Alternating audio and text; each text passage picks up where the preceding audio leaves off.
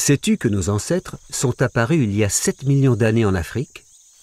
C'est vrai qu'à cette époque, ils ressemblent beaucoup à nos cousins, les grands singes, mais ils se déplacent parfois sur 2 pattes. C'est un grand progrès. Au fil du temps, ils évoluent, donnant naissance à différentes espèces, comme les australopithèques. Tu as sûrement entendu parler d'eux grâce à Lucie. Il faut attendre plusieurs milliers d'années pour qu'ils soient parfaitement bipèdes, ce qui va leur permettre de quitter l'Afrique pour l'Asie et l'Europe.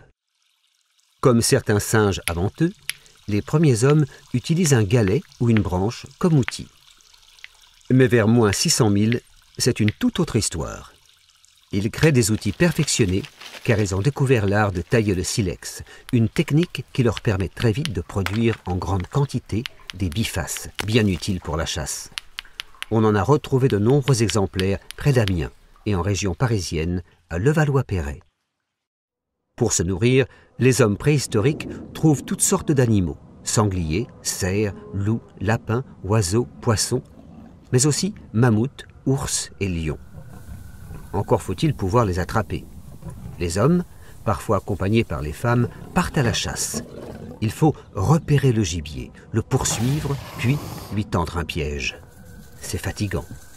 Heureusement, ils ont de nouvelles armes, comme des saguets, faites de bois et d'os, qui sont des sortes de javelots. Ils utilisent également des arcs et des flèches, mais il faut bien viser. Pour vivre mieux, il faut manger équilibré. 5 fruits et légumes par jour.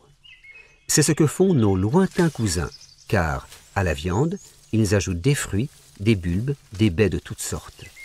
Si la cueillette a toujours existé, elle est désormais organisée. Ils sont nombreux à partir tôt le matin pour aller chercher des provisions. Parfois, ils grimpent aux arbres pour cueillir des fruits ou ils fouillent la terre pour trouver de délicieux tubercules.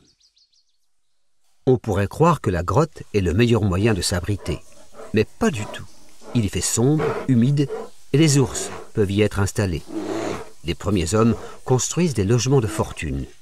Ils creusent des tunnels sous la terre qu'ils recouvrent de branchages. Ils se faufilent dans la faille d'une falaise ou d'un gros rocher.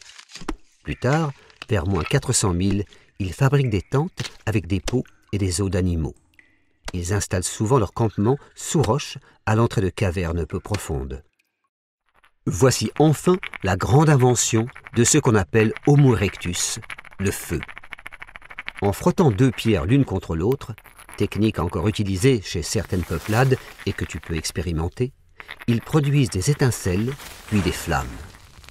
La vie se transforme d'un coup, car on peut se chauffer, cuire la nourriture et repousser les bêtes sauvages. Le soir venu, on se réunit autour du foyer pour passer un moment ensemble. Vers moins 300 000, un nouvel homme fait son apparition, Homo sapiens. Sa vie est proche de la nôtre. Il s'est aménagé un logis confortable et bien chauffé. Il a une famille qu'il aime, il a du temps libre pour s'amuser. Mais il doit aussi faire la guerre.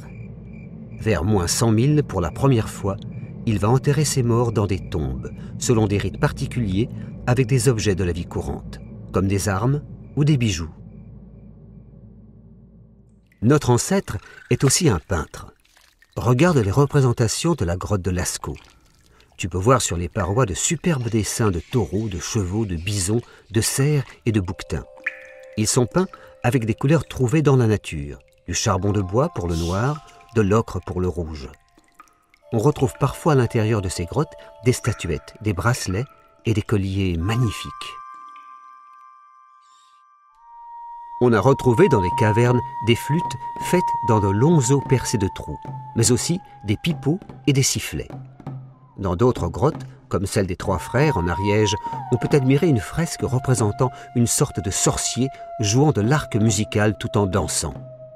Et certaines traces au sol montrent encore des empreintes de danseurs.